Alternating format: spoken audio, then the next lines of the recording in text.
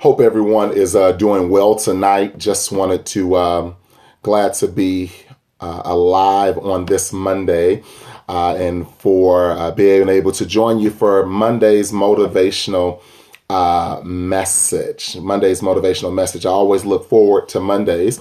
And so this evening, I am trying something different. We are going to share this on Periscope and on Facebook Live. So we're going to see how that works out. But I want to dive right in.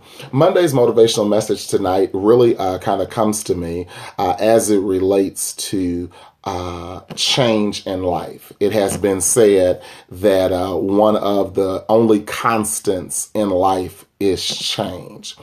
And so I have learned, I've tried to live my life in such a way or kind of navigate through life that I am not going to reject change, but I'm committed to change with change.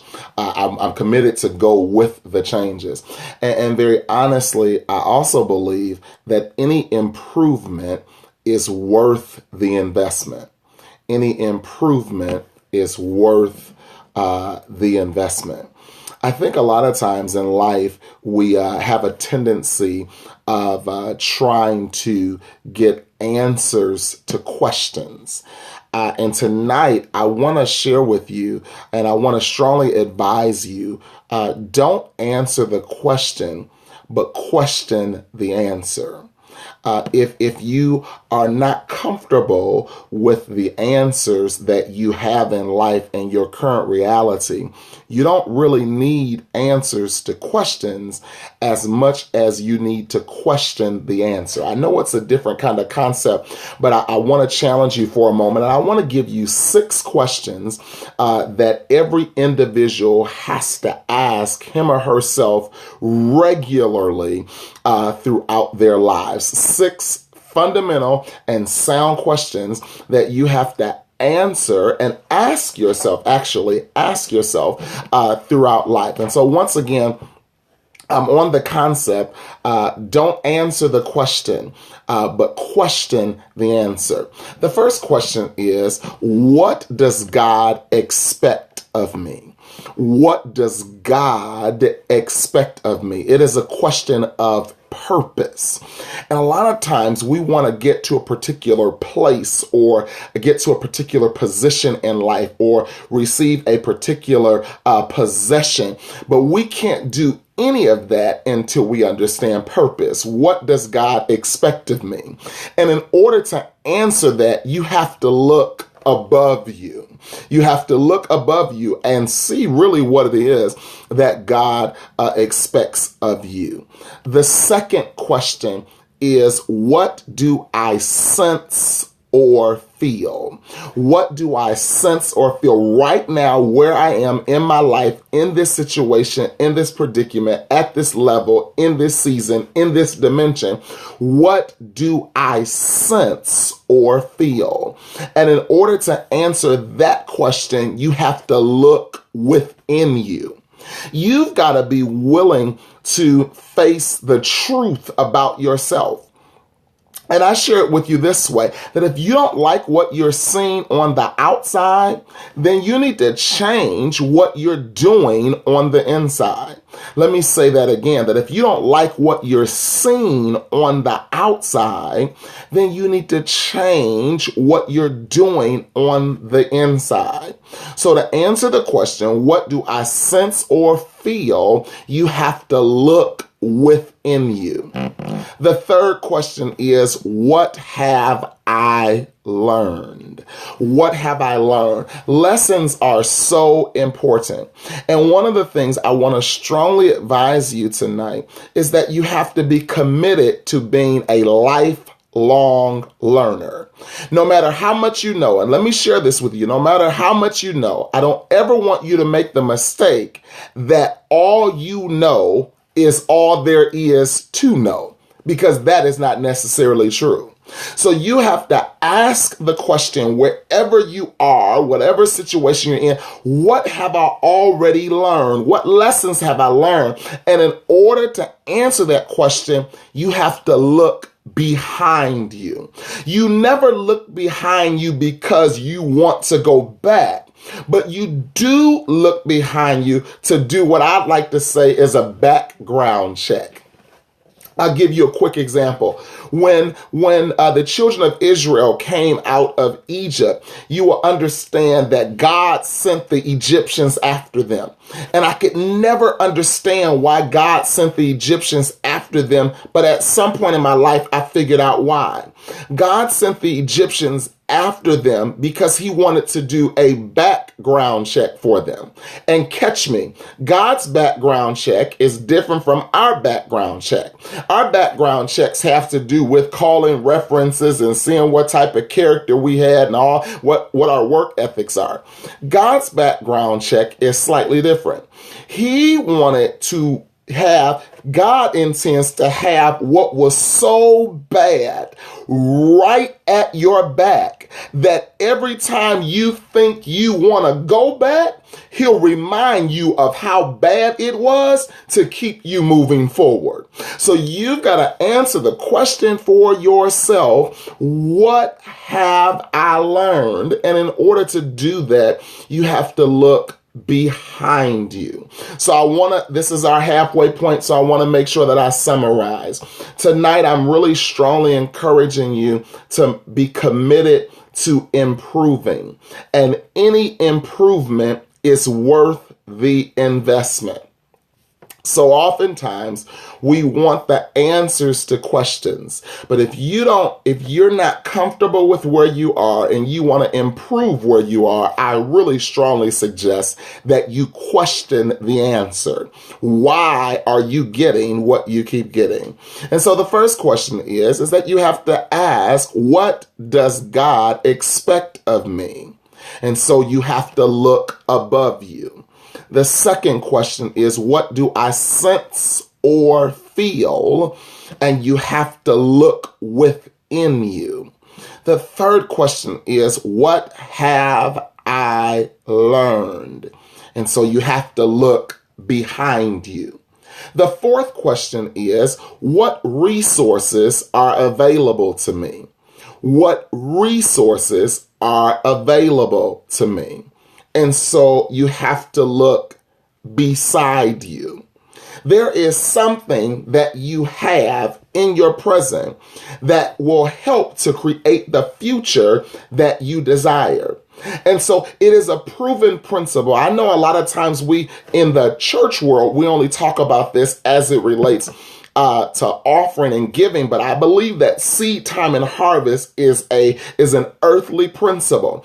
And here is the thing. If what you currently have is not enough, then it is not your harvest, it is your seed. And so the only way the seed is going to work for you is that you have to plant your seed.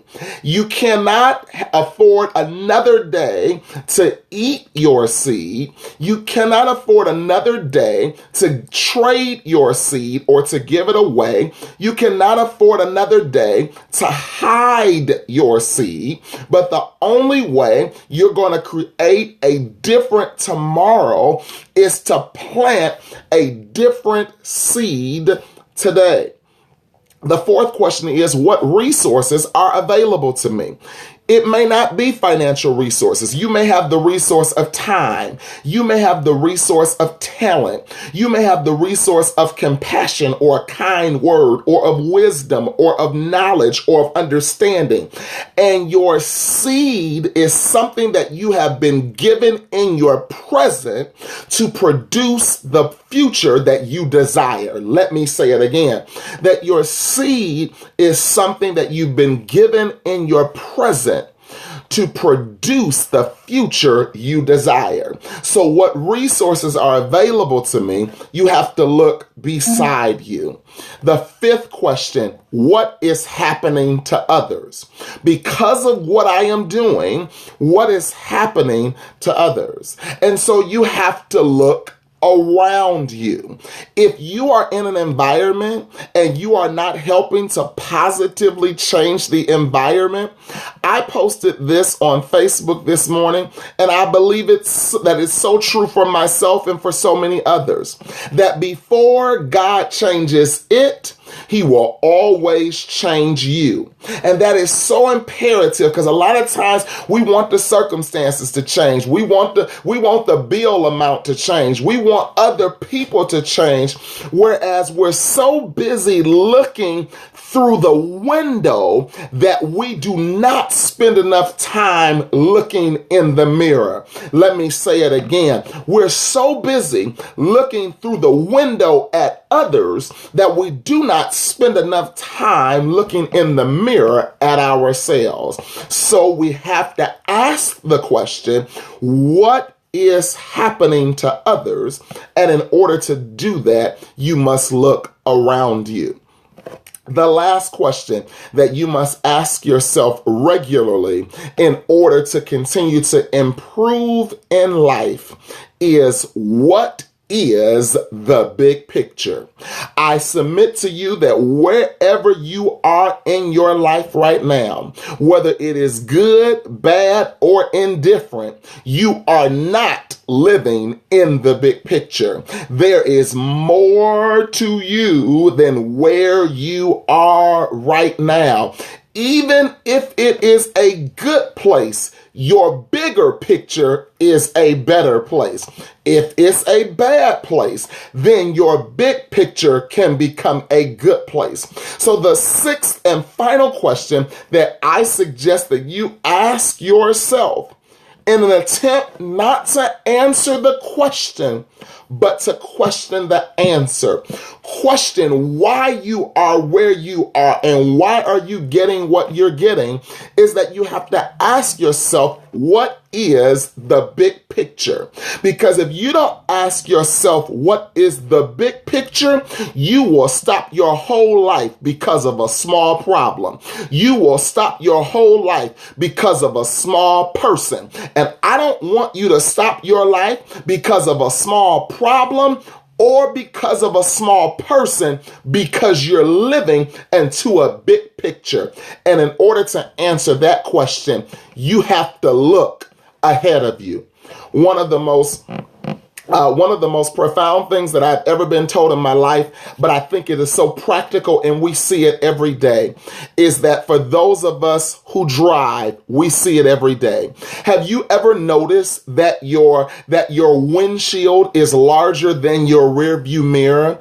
Your windshield is larger than your rear view mirror because the designer of the car had all intentions of you spending more time looking ahead of you than you spend looking behind you. And so I want to strongly encourage you to spend more time looking ahead of you than you do looking behind you. Let me summarize right quickly. There are several questions that I suggest to you during your life for ultimate improvement.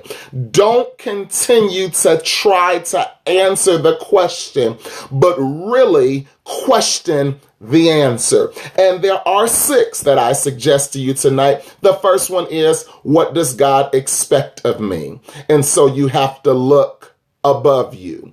Number 2, what do I sense or feel? And you have to look within you. Number 3, what have I learned? And you have to look behind you. Number 4, what resources are available to me? And you have to look beside you. Number 5, what is happening to others? And all of these questions have to relate with purpose. And so you have to look around you. And the 6th question that you have to continuously ask yourself is, what is the big picture? And you have to look ahead of you. Hey, thank you so much tonight for joining us on Monday's motivational message.